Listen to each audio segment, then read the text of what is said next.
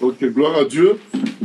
Nous avons eu 2 jours de séminaire avec le titre suivant, Choisissez. Choisissez.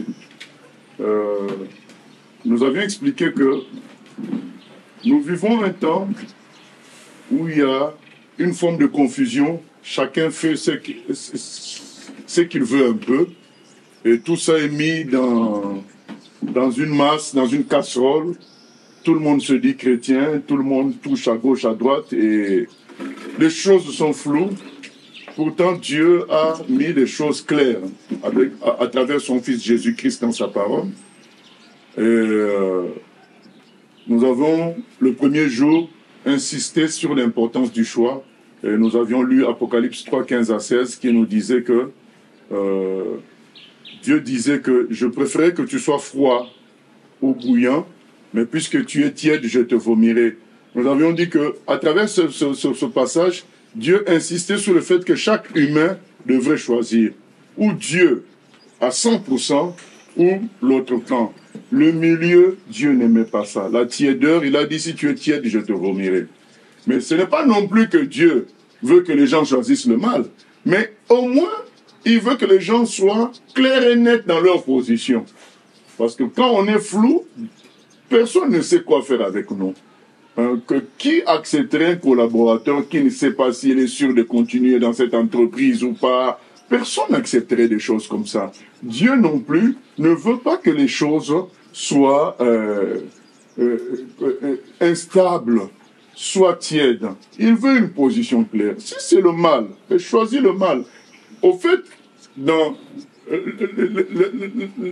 le désir de Dieu, c'est que la personne qui choisit clairement le mal, au moins, va aller au bout du mal et voir combien le mal est mauvais et destructeur, et va prendre conscience pour revenir sérieusement vers le bien. Et d'ailleurs, nous avons pris l'exemple du fils perdu, la parabole du fils perdu, que son père a laissé choisir. Donc il a choisi de s'éloigner de son père et d'aller vers la vie personnelle égoïste, vers le mal, mais il a choisi clairement, il a dit à son père, donne-moi la part de bien qui me revient, même si cela est faux, et rien ne lui revenait, tout était à son père, mais c'est comme nous tous, nous disons, c'est ma vie, c'est mon intelligence, c'est ma force, j'ai fait des études, mais en réalité tout ça vient de Dieu, puisque sans la force de Dieu, sans l'intelligence de Dieu, sans le souffle de vie, tu ne ferais pas tout ça, donc sans la mémoire que Dieu nous donne, tu ne ferais pas tout ça. Donc, mais on dit quand même c'est moi. Bon, c'est pas grave. Dieu dit, le papa l'a dit, c'est pas grave. Prends. Comme ça, je suis en paix, je ne suis pas embêté tous les jours. Ce garçon-là, il est parti jusqu'au fond du mal. Il a vu comment ça l'a détruit, comment il a commencé à manger moins bien que les cochons. C'est ça qu'il a décidé. Parce que quand il a vu comment le mal détruit, comment ça l'a détruit, il s'est dit non. Je retourne dans l'autre camp, mais bien comme il faut. Vous voyez?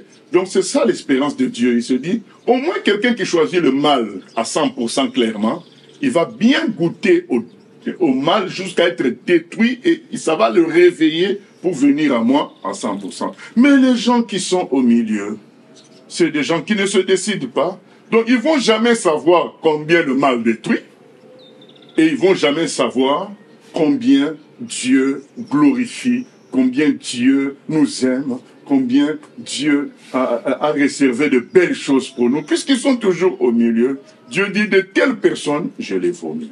Donc il faut choisir, c'était ça notre thème. Du premier jour, le sous-thème c'était l'importance du choix. Et le deuxième jour, le sous-thème c'était choisissez Jésus. Donc et Dieu, dans Deutéronome 30, 19 à 20, ou bien 18 à 19, j'ai oublié, il disait que je mets devant toi la mort et la vie. Choisis la vie. Cette fois-ci, il donne une préférence. Sa préférence, il dit, ce que je souhaite pour toi, ce n'est pas juste que tu aies un choix. Ça, c'est au début, oui. Il veut qu'on ait un choix, clair et net. Mais, deuxièmement, je veux que tu choisisses la vie. Parce qu'en Jésus, il y a tout.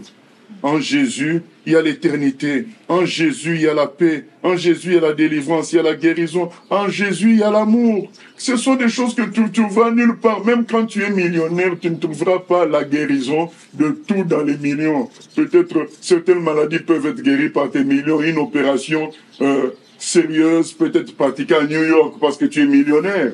Mais même à New York, les gens meurent. C'est la preuve que la médecine là-bas est limitée face à certaines maladies. Donc, la vraie guérison ne peut venir que du Seigneur. Et ce qui est encore extraordinaire, c'est le pardon des péchés.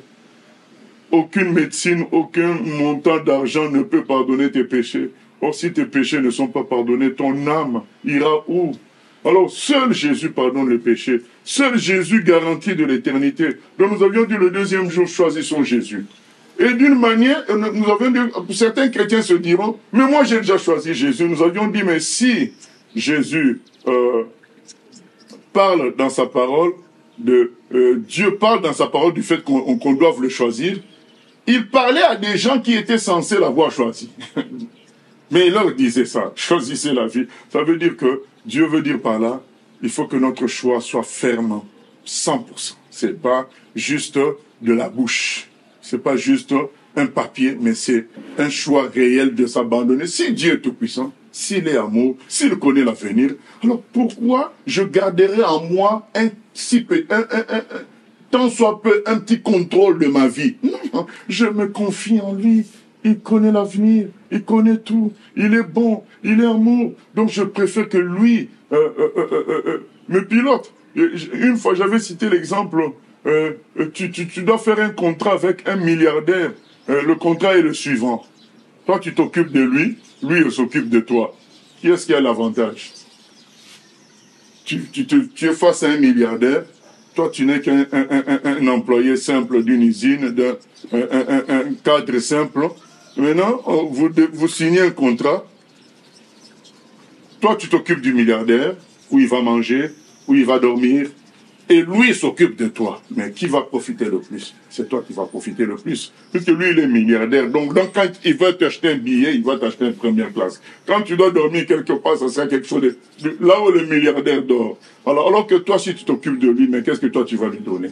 Voyez? Donc, mais c'est le contrat que Dieu signe avec nous. Nous, on s'occupe de lui, c'est-à-dire on prie, on l'adore, on le choisit, et lui, il s'occupe de nous. Moi, je préfère ce contrat-là. Je préfère qu'il s'occupe de moi plutôt que je m'occupe de moi-même. Parce que je suis limité. Voilà. Choisissons, mais choisissons clairement le Seigneur. Bon, ça, c'était pour rappeler les 2 jours précédents. Pourquoi je rappelle ça? Parce qu'on en parlera un tout petit peu dans le thème d'aujourd'hui, qui est, le titre, c'est le tri. Le tri, c'est ça le thème d'aujourd'hui. C'est dans Matthieu 13. Dans Matthieu 13, le tri. Ça veut dire, quand tu as beaucoup d'affaires, à un moment donné, tu vas trier ce que tu vas garder et ce que tu vas jeter. Donc, on fait un tri. On a beaucoup de chaussures. À un moment donné, il y a ton mari, ta femme. Mais oui, mais il y en a trop, il faut trier, il y a des autres. Donc, qu'est-ce qu'on fait? On prend toutes les chaussures, on trie celles qui sont encore viables et celles qui sont pas dignes d'être portées, elles sont mises de côté pour être jetées à la poubelle. Il y aura donc un tri. Ce tri-là est manifeste dans Matthieu 13, à partir du verset 47. Je sais que ce n'est pas une prédication que les gens aiment entendre, mais nous sommes obligés de dire la vérité, car c'est la vérité seule qui sauve. Et vous allez vous rendre compte, dans les textes que nous allons lire, que Jésus, c'est lui qui en parle le plus des choses dures. Parce que les gens, quelle image ils ont de Jésus? Ils ont de Jésus l'image qu'il est amour. Et c'est complètement vrai. Ils ont l'image de Jésus, qu'il est mort à la croix pour nous sauver. C'est complètement vrai. Ils ont l'image de Jésus qui sauve Zachée, qui était un grand pécheur. C'est complètement vrai. Mais attention, Jésus a dit beaucoup d'autres choses, notamment c'est le seul qui parle comme il faut de l'enfer et du jugement dernier. C'est Jésus, plus que tous les apôtres, plus que les prophètes de l'Ancien Testament, c'est lui qui en parle. Donc il ne faut pas avoir une fausse image de Jésus. Jésus est total. Il parle de tout, et en particulier du jugement dernier. Nous lisons dans Matthieu 13, 47, « Le royaume des cieux est encore semblable à un filet. » Matthieu 13, 47. « Le royaume des cieux est encore semblable à un filet jeté dans la mer et ramassant des poissons de toute espèce. Donc un pêcheur jette le filet. Quand il est rempli, les pêcheurs le tirent. Et après s'être assis sur le rivage, ils mettent dans des vases ce qui est bon et ils jettent ce qui est mauvais.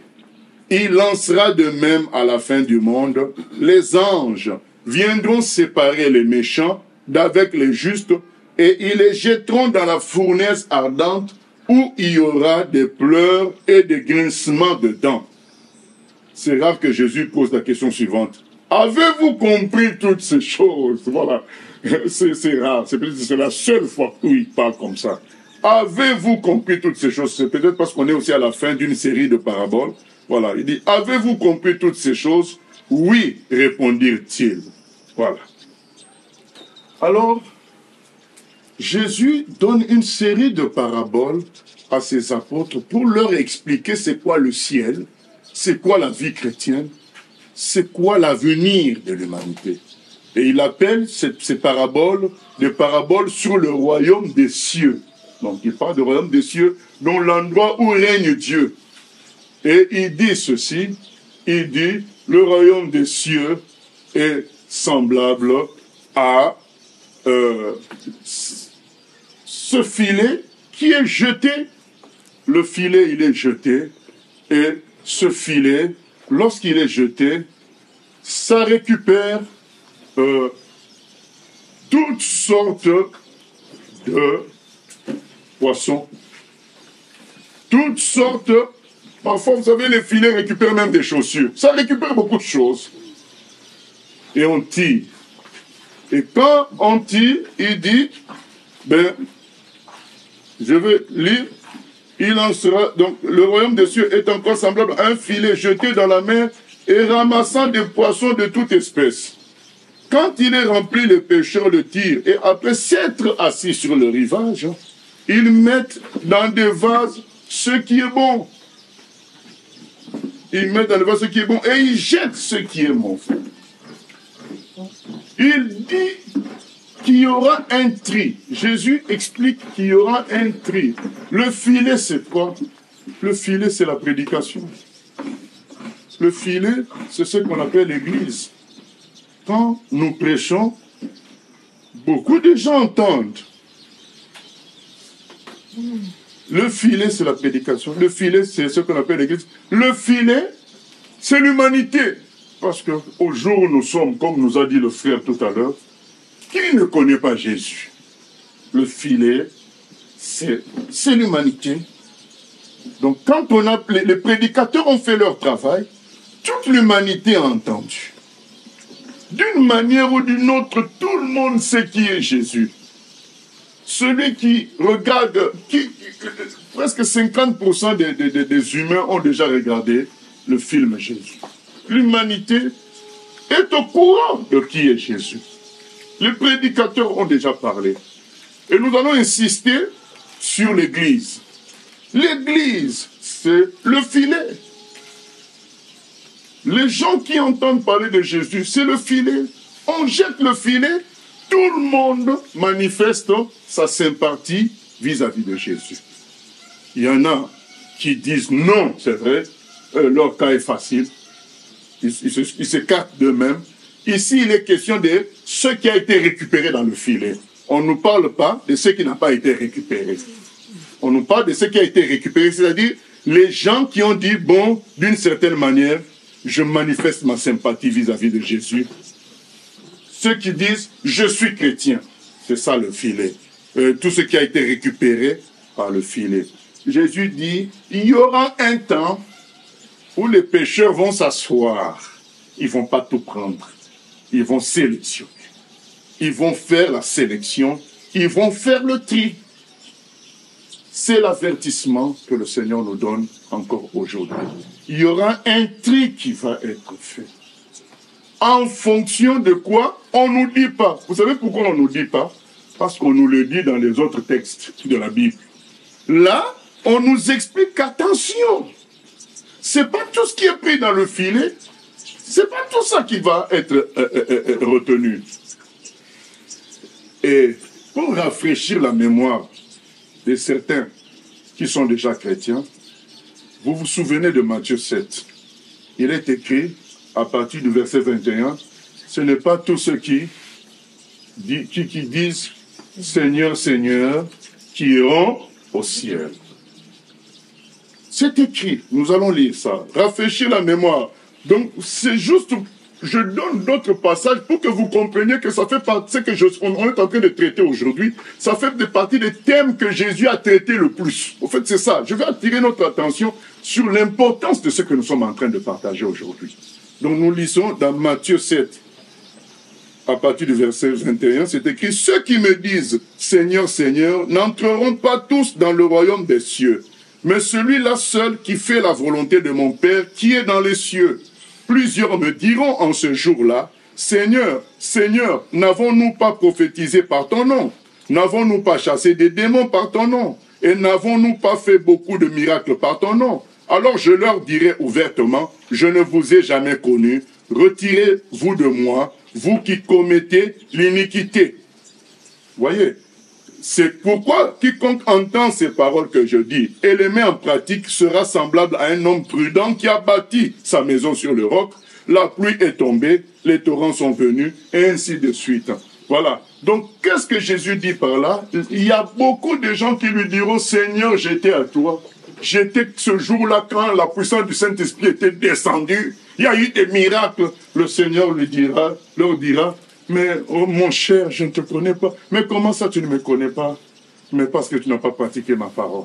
Il leur dira ouvertement. Voyez, les conditions qui ne sont pas données dans le texte de Matthieu 13, mais elles sont données ailleurs. Il dit, mais tu as pris à la légère ma parole. Tu n'as pas eu foi en moi. C'est ce que Jésus dira à beaucoup de gens. Tu as mené ta vie comme si je n'existais pas. Tu avais comme un chapeau sur lequel c'était écrit Jésus-Christ. Mais c'est tout. Mais la vie de tous les jours, tu l'as vécue par la chair. Tu ne t'es pas intéressé à moi. Pourquoi viendrais-tu avec moi aujourd'hui? Reste dans les ténèbres du dehors. C'est pas moi qui le dis. Moi, je ne fais que répéter ce qui est écrit dans la Bible. Il y aura un tri qui va être fait. Il y aura une sélection qui va être faite en fonction de ceux qui ont réellement pris la parole de Dieu au sérieux pour la vivre, et d'autres qui sont juste restés sympathisants. Eh bien, ce tri-là sera fait à la fin. Et ce tri-là sera fait, je ne suis pas en train de parler du tri facile qu'un homme peut faire aujourd'hui si l'un d'entre nous vivait avec 3 femmes. Ça sera clair. Même nous-mêmes, on peut faire le tri pour dire que ce n'est pas un chrétien. Mais je ne parle pas de ce tri-là. C'est pas moi qui le dis, hein, c'est le Seigneur. Je ne parle pas du tri que l'homme peut faire, du tri que Dieu seul peut faire. C'est-à-dire que beaucoup de gens que nous considérons comme chrétiens, et que parfois eux-mêmes se considèrent chrétiens, mais ce jour-là, hein, on leur dira non. Et je pense que quand on dit il y aura des pleurs et des grincements dedans, je pense que les pleurs je pense que les grincements dedans, c'est pour tous les gens qui vont comment dire, manifester une sorte de regret d'avoir négligé la parole. Tu te dis que c'était si près de moi. Je connaissais tout ça. Pourquoi je n'ai pas pratiqué? Au fait, ce sont des gens qui s'en plaindront, qui se plaindront contre eux-mêmes. Ils s'accuseront. Mais qu'est-ce que j'ai fait? Je crois que quand on dit qu'il y aura des pleurs et des grincements dedans, il s'agit de ça. Des gens qui diront, mais qu'est-ce que j'ai fait? Là, on ne nous parle pas des gens qui ont refusé Dieu clairement, ni rejeté Jésus clairement. Et c'est un autre cas. Ils ne sont pas dans le filet. Dans le filet se retrouvent des gens qui, d'une certaine manière, sympathisent avec le Seigneur. Mais on nous informe, attention, ça ne suffit pas. Ça ne suffit pas d'aller tous les jours dans un bâtiment qu'on appelle l'église. On nous informe là qu'il y aura un tri qui va être fait.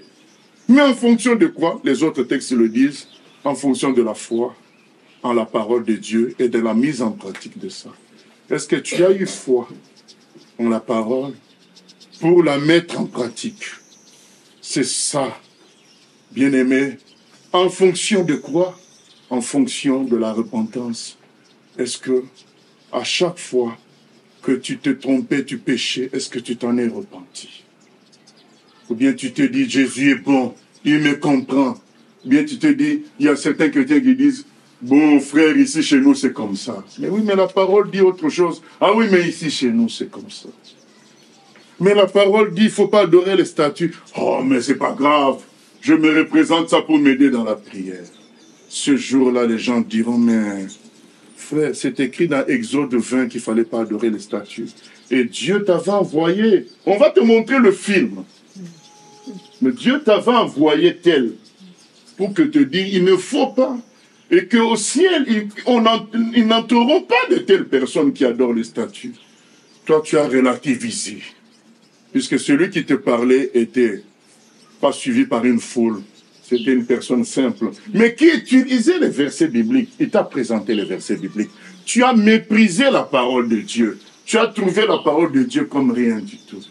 Vous sachez qu'un jour, je rappelle peut-être pour certains, Jésus passait quelque part, une femme lui dit, heureuse les mamelles qui t'ont allaité, heureux le sein qui t'a porté, comme pour dire, t'es un homme extraordinaire, Jésus. Vraiment, la maman qui t'a porté, qu'elle soit heureuse. Jésus a dit, heureux plutôt, ceux qui écoutent la parole de Dieu et la mettent en pratique. Il suffit pas de dire, Jésus est extraordinaire.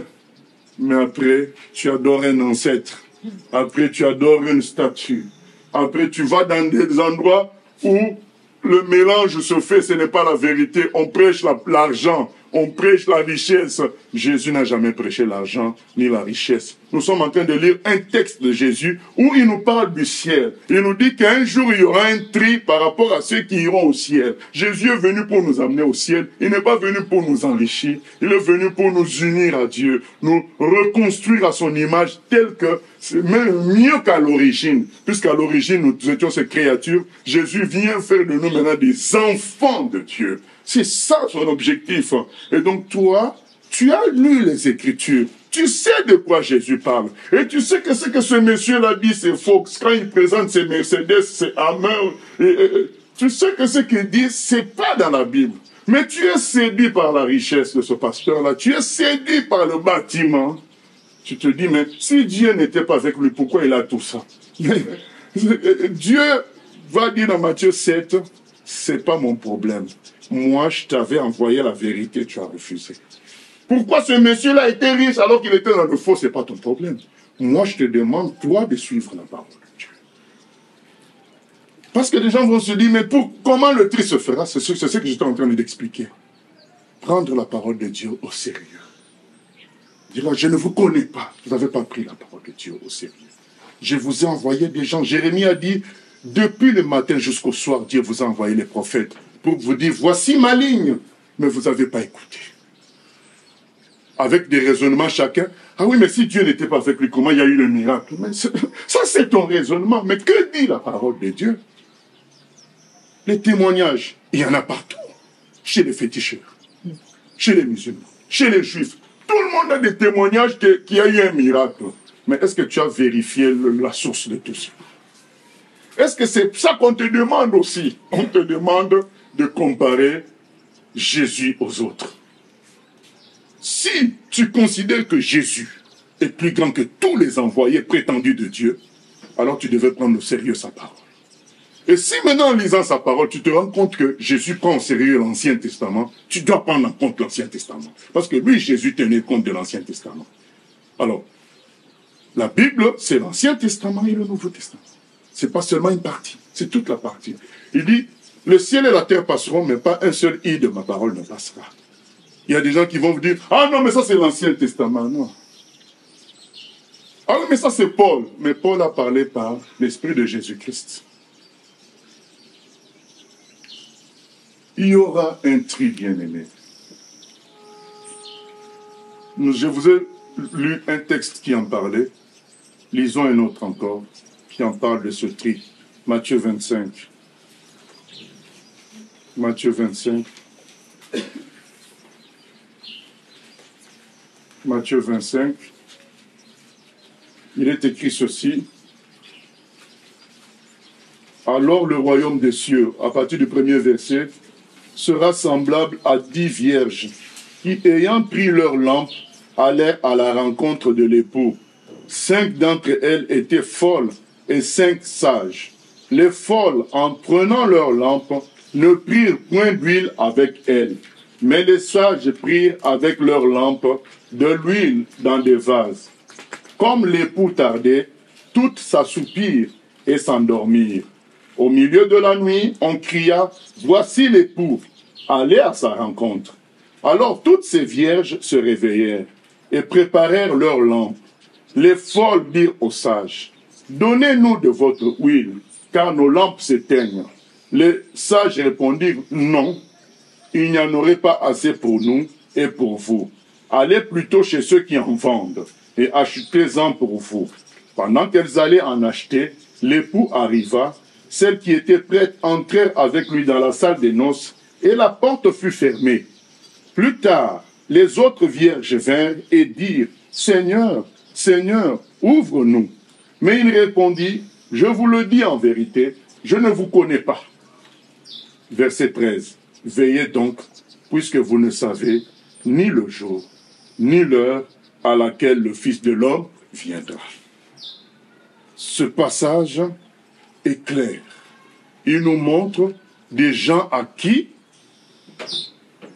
la porte de la salle des noces éternelles sont fermées et fermées. Ça nous montre. Mais pourtant, elles sont qualifiées de vierges. Ça veut dire c'est, entre guillemets, des gens qui ont été lavés par le sang de Jésus. Donc elles sont qualifiées de vierges. Mais des vierges qui dorment, qui n'ont pas d'huile, qui ne vivent pas la vie chrétienne au jour le jour, qui ont juste l'étiquette de vierges, de chrétiens. On dit qu'un jour, la porte sera fermée à un genre de vierge. Il y aura 2 catégories de vierges. Une catégorie entrera, celle qui avait l'huile, c'est-à-dire la vie de l'esprit, la vie de Dieu tous les jours, et celle qui dormait et qui n'avait pas en plus d'huile.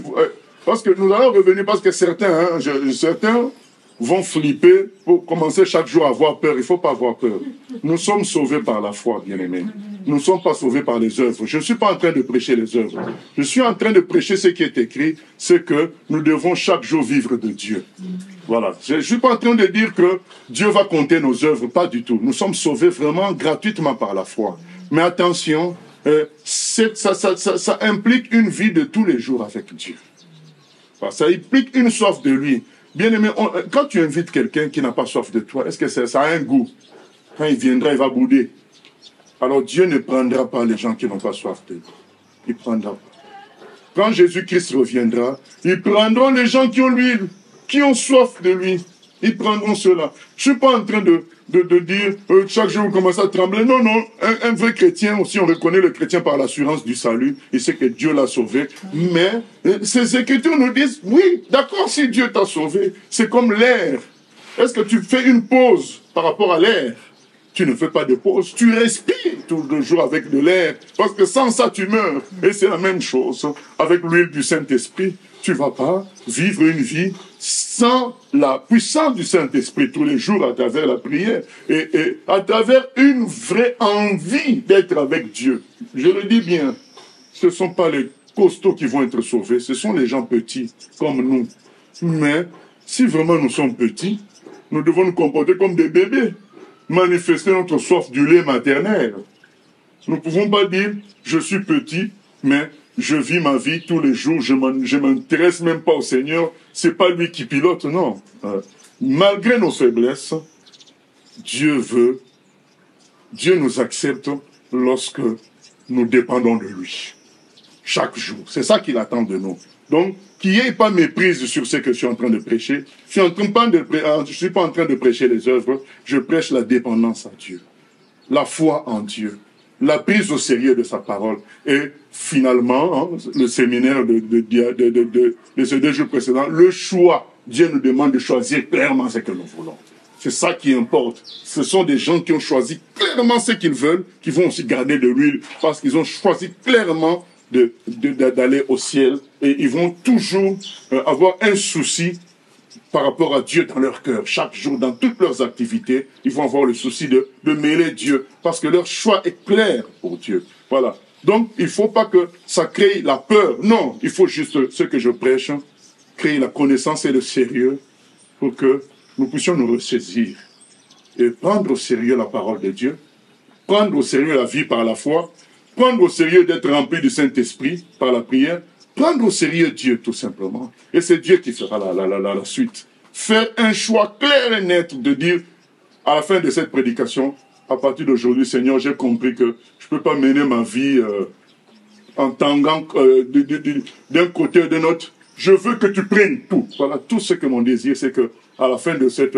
prédication, tu dis, Seigneur, prends tout. Je ne veux plus te laisser prendre quoi que ce soit. Je te laisse tout, parce que je sais qu'avec toi, j'irai au but à coup sûr. Voilà, et tu vas gagner en paix, en sécurité, en assurance. Voilà. C'est tout mon désir. Mon désir, ce n'est pas de faire peur, mais mon désir, c'est de dire la vérité. Parce qu'il ne faut pas que, et moi aussi, je sois jugé. Il est écrit, heureux celui à qui le patron, quand il a confié des gens qu'il faut nourrir, quand le patron vient par surprise, il te trouve en train de nourrir son troupeau, il sera content. C'est ça notre cas. Mais s'il trouve que tu leur as donné la mauvaise nourriture, nous aussi nous serons jugés. Donc je dois donner tout ce que Jésus lui-même a donné clairement afin que les gens entrent avec assurance au ciel. C'est ça le but. Et là, c'est lui qui nous donne la parabole du filet pour nous dire il y aura un tri, bien-aimé. Ça passe juste parce que tu es dans le filet, parce que tu vas dans une église, parce que tu suis un homme. Non, c'est pas ça. Ce qui comptera, c'est la foi véritable en Jésus. Ce qui comptera, c'est la prise au sérieux de sa parole et la volonté de vivre dépendamment de lui pour que lui nous t'amène à pratiquer sa parole. Ce qui comptera, c'est cela. Le choix clair et net de servir Jésus à 100%, ça comptera ce jour-là. Voilà. Nous voyons dans Matthieu 25 le tri, et un autre tri, nous le voyons dans Matthieu 13. Toujours là où nous étions. Hein.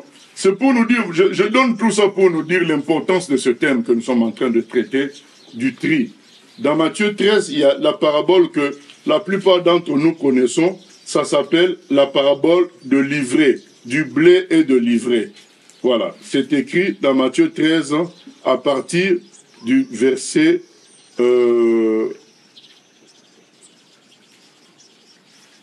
excusez-moi, au verset 36. Non, ça c'est 36, c'est l'explication. Je donne directement l'explication alors. Matthieu 13, 36. Alors il renvoya la foule et entra dans la maison. Ses disciples s'approchèrent de lui et dirent, explique-nous la parabole de l'ivraie du champ. Il répondit, celui qui sème la bonne semence, c'est le Fils de l'homme. Le champ, c'est le monde. La bonne semence, ce sont les fils du royaume. L'ivraie, ce sont les fils du malin. L'ennemi qui l'a semé, c'est le diable. La moisson, c'est la fin du monde. Les moissonneurs, ce sont les anges. Or, comme on arrache l'ivraie et qu'on la jette au feu, il en sera de même à la fin du monde. Le Fils de l'homme enverra ses anges qui arracheront de son royaume tous les scandales et ceux qui commettent l'iniquité, et ils les jetteront dans la fournaise ardente, où il y aura des pleurs et des grincements de dents. Alors, les justes resplendiront comme le soleil dans le royaume de leur Père. Que celui qui a des oreilles pour entendre, entende. Donc là, c'est la parabole du blé et de l'ivraie, qui sont semés dans le même champ. C'est ce que je vous ai dit en introduction, c'est le filet. Le filet prend tout le monde qui se sympathise avec Jésus, qui trouve que Jésus c'est le bon prophète, mais sans plus, on te prend. Le filet ramasse tout ça. Et le champ, dans le champ, il y a Dieu qui a semé de bonnes semences, le blé, et la nuit, il y a l'ennemi qui vient semer l'ivraie. Quand ça pousse, ça se ressemble. Donc, dans nos églises, dans le monde, il y a des gens qui semblent comme ça bons, des gens qui semblent aimer Dieu. Nous nous ressemblons tous. Mais viendra un jour, les anges nous montreront la différence. Ce n'est pas même les humains, c'est pour nous dire combien nous nous ressemblons. Au point que nous, les humains, nous ne savons pas trop. Mais c'est les anges qui eux, ils savent. Et quand les serviteurs du maître veulent arracher l'ivraie, le maître dit, attention, n'arrachez pas l'ivraie. Si vous arrachez l'ivraie maintenant, hein, le blé aussi va être arraché, la bonne semence. Attendez que les deux poussent. Ça, c'est la fin du monde. À la fin du monde, il y aura un tri qui va être fait. Par qui? Par les anges. Car seuls, ils auront l'aptitude pour lire dans les cœurs et savoir qui est qui. Seuls, ils ont une mémoire qui a enregistré les actes de nous tous. Moi, aujourd'hui, je veux nous dire, attention, il y aura un tri. À partir d'aujourd'hui, décidons-nous à vivre à 100% avec le Seigneur. Car il y aura un tri. Dieu ne prendra pas tout le monde. Tu ne peux pas servir Dieu et servir un mouvement qui n'honore pas Dieu. Il y a des gens que nous avons prévenus par rapport au fait d'adorer les statues, d'entrer dans des lieux où les statues sont adorées, sont élevées, d'adorer des gens qui sont morts, qu'on appelle saints. Ils ont été prévenus. Les versets ont été lus dans Exode 23, 6. C'est écrit, tu ne te feras pas d'image et tu ne te prosterneras pas devant ces images. Dans Ésaïe 8, 19, c'est dit, il ne faut pas adorer ceux qui sont morts. Il ne faut pas prier ceux qui sont morts. Il faut s'adresser aux dieux vivants, à ceux aux vivants. Ecclésiaste 9, 5 à 6 nous dit que les morts sont morts, c'est fini. Vous allez voir des gens qui se disent chrétiens, après dans les cérémonies familiales, ils servent encore les ancêtres. Ils ont été prévenus. Vous allez voir des gens qui se disent chrétiens, mais ils vont te dire, j'aime Branham plus que Jésus. Ils ont été prévenus que seuls entreront au ciel ceux qui sont à 100% pour Jésus. C'est ça le tri. Ce n'est pas à 100% dans les œuvres, c'est-à-dire l'effort personnel, 100% dans le cœur. Je choisis Jésus à 100% et c'est lui qui produira les belles œuvres. Mais il faut que le choix soit puissant, clair et net, à 100%. Nous avons lu, il y a des gens qui diront, en ton nom, j'ai chassé les démons. J'ai un témoignage. Il y a des gens qui diront, mais je suis juif. On leur dira, mais non, ce n'est pas être juif qui sauve. C'est passer par Jésus qui sauve. C'est le seul moyen. Jean 14, 6. Il y a des gens qui diront, mais j'étais tous les jours à l'église, et on leur dirait, mais non, mais tu étais tous les jours, mais tu ne respectais pas tes parents. Tu étais tous les jours à l'église, mais tu ne te soumettais pas à ton mari. Jésus voulait que tu prennes au sérieux. Quand Jésus te transforme, c'est pour que tu prennes au sérieux sa parole et que tu la mettes en pratique. C'est pas pour avoir une étiquette chrétien. Non, c'est pour être une nouvelle personne et vivre la parole de Dieu. Ce jour-là sera un jour de tristesse, le jour du tri, mais un jour de gloire aussi pour ceux qui, malgré les moqueries, ils ont préféré être dans la vérité. Malgré les injustices, malgré les gens qui nous disent « Ah, mais tu parles beaucoup, tu n'as même pas d'argent, c'est pas grave. » Mais nous avons choisi Jésus. Aujourd'hui, il se moque de nous, puisque nous ne sommes pas millionnaires, mais nous sommes millionnaires dans les cieux. Nous savons que notre existence est éternelle. Et que ça, ce n'est qu'un temps de test que nous sommes en train de vivre. Bien-aimé, celui qui fait les examens à l'école, il n'a pas encore reçu son salaire. Mais il sait que les examens, c'est difficile. Pendant que lui, il fait les examens, il y a des amis qui sont en boîte de nuit. Mais un jour, ce sont ces amis-là qui porteront le carton de la télévision écran plat pour aller déposer chez celui qui faisait les examens. C'est ça la réalité. Aujourd'hui, tu choisis Jésus, tu refuses la corruption. On dit tu es pauvre. Ton ami est devenu ministre. Tu n'as qu'à le suivre, à t'incliner. Tu dis non, je ne peux pas m'incliner. Je m'incline que devant le Seigneur. Je m'incline que devant la parole de Dieu. Les gens disent, ah ben, tu resteras pauvre comme ça. Non, je ne suis pas pauvre. L'apôtre Paul a dit, nous paraissons, mais nous sommes riches parce que Tout ce qui est sur la terre, c'est à notre papa. Bien-aimés, il y a des gens, nous leur avons dit que l'évangile de prospérité, c'est pour votre perte.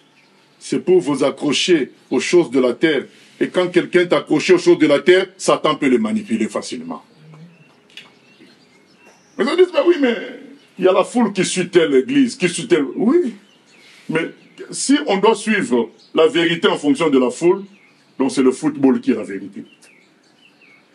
Parce que quand il y a match de foot, il y a 100 000 personnes qui remplissent un stade. Donc ça veut dire que le football est la vérité. Donc toi, tu suis la vérité en fonction du nombre de gens qui suivent un mouvement. La vérité, c'est Jésus-Christ. Il faut se réveiller. Il y aura un tri. Il faut prendre la décision de suivre le Seigneur. Nous allons chanter « Entre tes mains, j'abandonne ». Si tu es convaincu de cela, tu chanteras. Si tu hésites encore, ne chante pas ce chant-là, parce que c'est une prière en même temps que nous voulons faire au Seigneur. Mais je te conseille de choisir la vie. Chante ce chant. Aujourd'hui, décide-toi. Entre tes mains, j'abandonne tout ce que j'appelle mien. Oh, ne permets à personne, c'est d'en reprendre rien. Oui, prends tout, Seigneur. Oui, prends tout, Seigneur. Entre tes mains, j'abandonne tout avec bonheur. Prends mon corps. Prends mon corps et prends mon âme, que tout en moi soit à toi, que par ta divine flamme, tout mal soit détruit en moi. Prends tout, oui, prends tout, Seigneur. Oui, prends tout, Seigneur. Prends mon corps et prends mon âme. Prends mon corps et prends mon âme. Règne sur mon cœur. Ô Père, je te prie aujourd'hui de prendre ma vie. Je te le dis du fond de mon cœur. Prends ma vie, prends mon corps, prends mon âme, que toute ma vie t'appartienne. Et je prie que ce soit le cas pour mon frère et ma soeur qui ont écouté ta parole, qui ont écouté tes avertissements, qui ont écouté ce thème qui était si cher à toi-même, Jésus. Le thème du cri, Seigneur. Nous venons prier que nos vies changent, que tu suscites des ouvriers qui vont avertir tous ceux qui sont dans le filet, qu'il y aura un tri, que c'est maintenant qu'il faut se positionner, choisir Jésus à 100%. Merci pour tout ce que tu as accompli. Merci pour ta parole. Et nous te confions la suite, Père éternel. Conduis-nous dans toute la vérité et soutiens-nous dans les échanges. Nous venons bénir le Gabon, bénir Libreville, que ton règne vienne sur ce sol, que la vérité y soit prêchée. Oh Seigneur, change les choses dans ta puissance et dans ta gloire, dans ta miséricorde infinie, au nom de Jésus. Amen. Voilà, gloire à Dieu, que Dieu nous bénisse.